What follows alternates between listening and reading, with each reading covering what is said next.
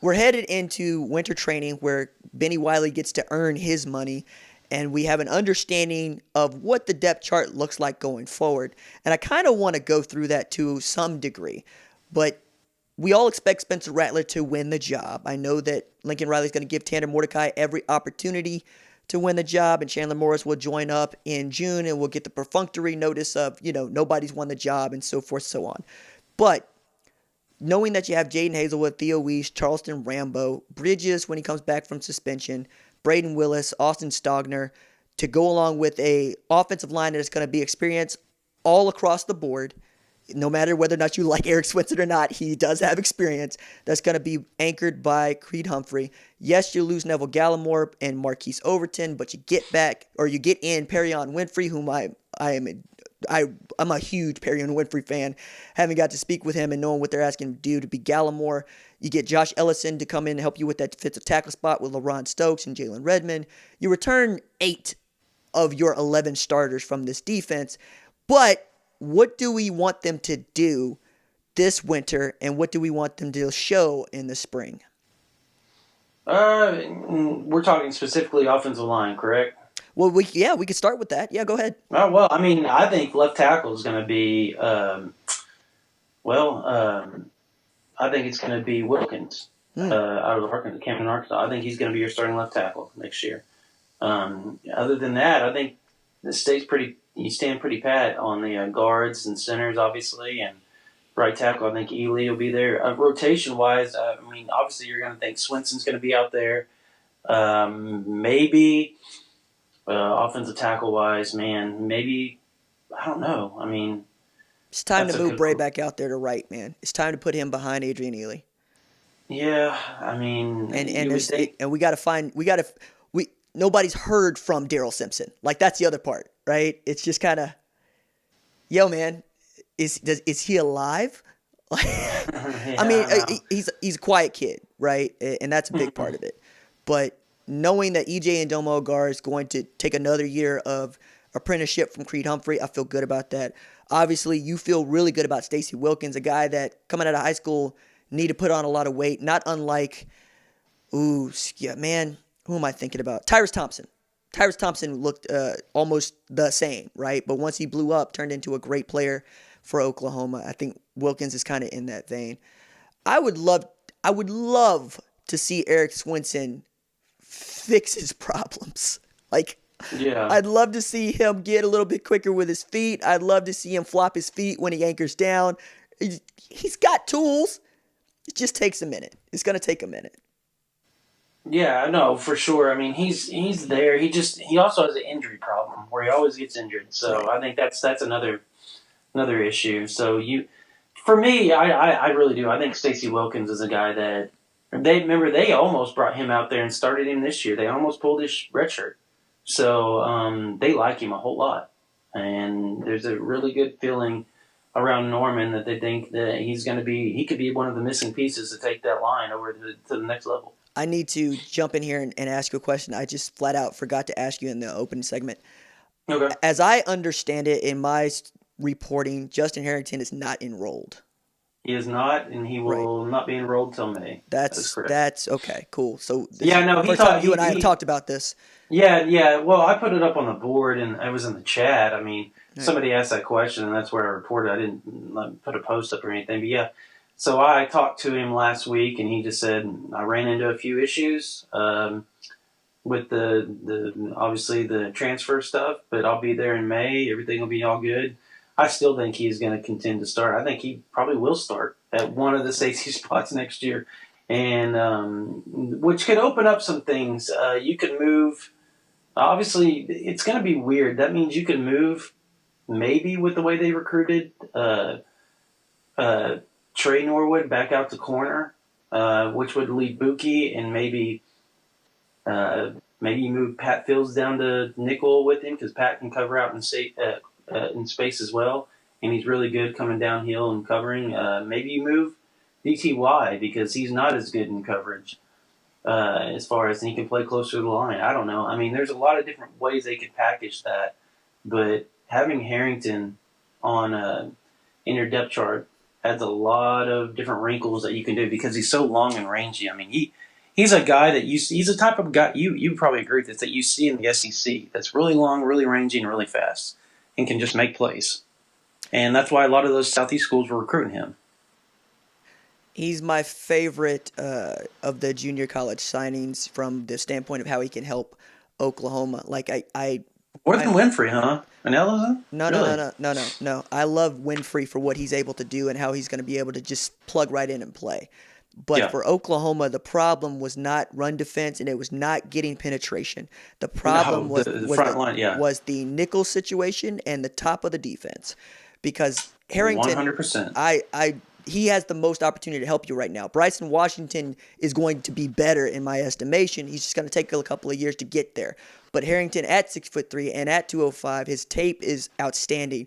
He is the free safety in their single high coverages, and he's everywhere. He's a tremendous tackler. He returned kicks. He returned punts. I can't overemphasize how big he is for his position and how well he moves at that position. Yes. But I would like he's NFL all day, every day. I would like to see him come down and play the nickel's position because it is the most difficult position to play. 1. 2, I think that Delarian Turner-Yell, while having his issues in coverage, was your second leading tackler. You get Jamal Morris, you get Jeremiah Cradell. They'll be able to buoy you and maybe take over that spot. Washington, I think, is going to be a big player there too. Safety. I like Pat Fields where he is, even as he does not have the speed to run with everybody. I think he's a really capable center fielder.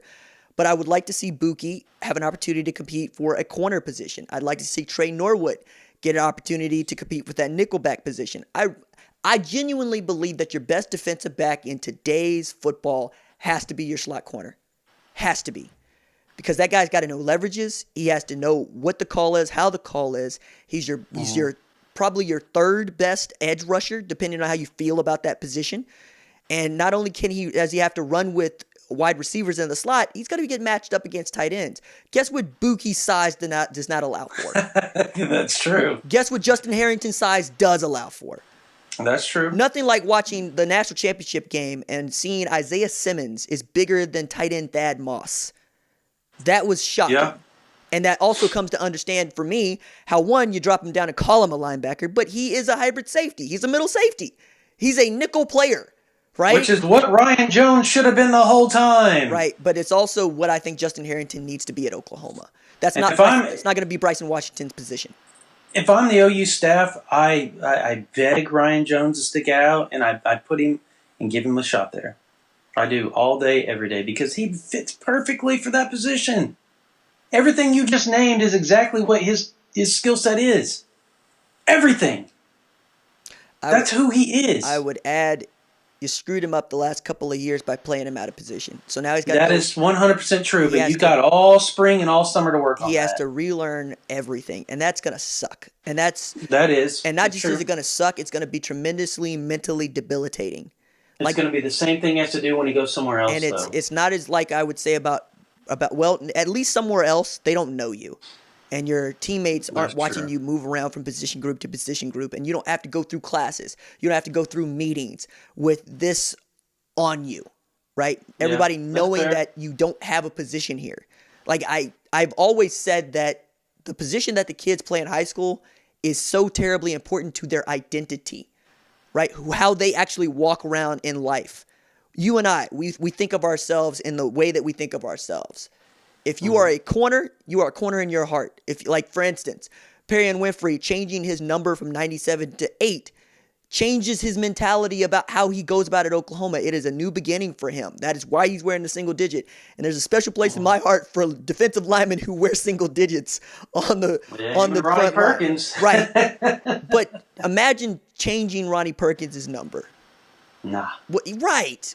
Nah. Right. So like with Jones, you know when number 7's out there, he's going to get in the quarterback space. But also, it's a remarkable number. It's a remarkable number, right? I'm not going to be surprised to see Spencer Rattler drop the 7 and go back to the deuce if it's available to him. I know that for a fact. It's not happening. I just said I would be surprised, man. But okay, cool. Oh, you said you would. Oh, I thought you said you wouldn't be. Okay, I misheard you. Okay, I thought you said you would be. I was like, nah, that's not happening. But he wore the deuce in high school. right? It is. The change to 7 is also a signal for something new. My point being, all of these things go into how well you play. You know, not just whether or Yeah. not the coaches get along with you, not just whether or not you fit in the scheme. It's about, do you believe that this is your position? Do you believe this is what you're supposed to be doing? How much of what Alex Grinch or Brian Odom or Roy Manning is able to do for them is help them understand and convince them this is where you're going to be good, and we're going to help you with the transition back or to something different. Because I mean, when we hear Lincoln talk about this sort of stuff, he says, look, if it ain't, it's up to the kid. I can't make them do that because it ain't gonna work. It ain't gonna work and it's Yeah. gonna hurt us. You know, it's like Trajan Bridges playing some safety, right? They felt that good about it, but also they were that porous, Mhm. right? Were you asking the kid to play on 3 teams as a true freshman, and we're seeing stories about comparing him to Andre Woolfolk and so forth, so on, and Antonio Perkins. So Yeah. I want to see the depth chart get a little bit more clear. And I know that Lincoln hates depth charts so much that he trolls us and he trolls everybody who wants to see a depth chart. But it helps. You know, it helps the kids have an understanding of where they are, where they fit. They also understand hey, this is what the ladder is, right? If I go out and I do this in individual, if I go out and do this in team, if I show that I am in the film room, I can move up. And that needs to be true. That needs to always be true. And the moment it doesn't feel like it's true to a kid is the moment they go into the portal. No, that's fair. That's fair. That makes complete sense to me. I agree with everything you just said. There is a lot of reasons why kids go into the portal. Fit, like you said, not the way that they don't feel like they're being treated, being moved around, all that stuff. And in Ryan Jones' case, I think it's all the above. I mean, he's had. I mean, everybody loved him and wanted him to be successful. That's why they moved him around, obviously. But it just never fit, and that's probably the saddest part about this whole deal, because he had every opportunity to really be a big time player at OU, and it really looked like he was going to at the beginning of 2018. It really did, and then things just went downhill, and it never stopped.